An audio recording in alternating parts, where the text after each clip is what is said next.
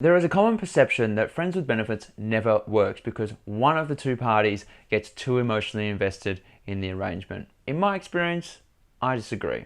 Although I would openly admit that I've been down that road before where someone did get too emotionally invested, and I've made sure that in the future it is very, very clear about what we're doing. I want to start by saying that I believe that friends with benefits is okay. I'm not saying you have to seek it out and you must do it and you should experience it at some point in your life.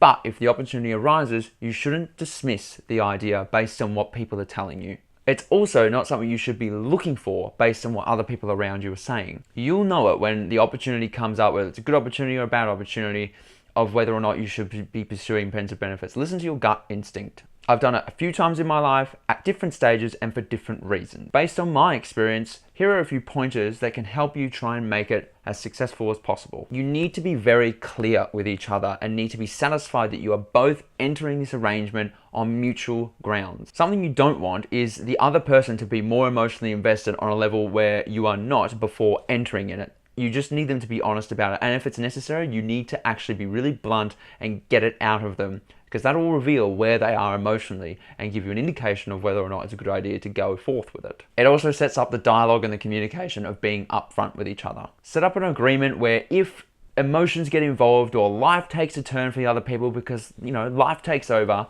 then you need to communicate that with the other person as effectively and as quickly as possible and be open to the fact that things could change. The arrangement may only go for a certain amount of time. If you've agreed that it's going to end because something changes, you need to be accepting of that. You can't get angry or judgmental at it, because if something happens on your end, you'd want them to approach it neutrally as well. As I mentioned before, a lot of friends with benefits arrangements don't work because someone gets too emotionally invested in it and it's not communicated or handled with appropriately. If this isn't clear, it's just going to lead to emotional harm and you don't want that. But it also may end up working out for the better. I know a few people who have ended up in very fruitful relationships because they started doing friends with benefits. And the whole situation obviously made them realize what they wanted, or they got over the emotional speed hump, or whatever it was that they entered the arrangement in the first place. And it's worked out for the better for them. If you are not clear about what you are doing at the outset, you are going to get very tangled in this situation. Some people have told me that being blunt and honest takes away the passion.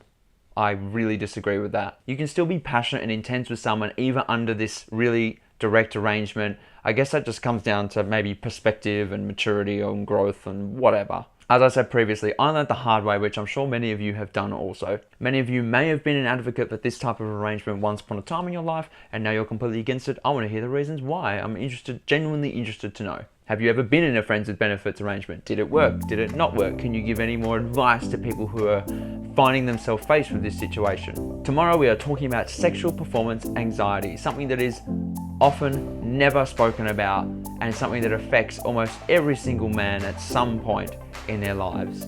Until then, that's a wrap.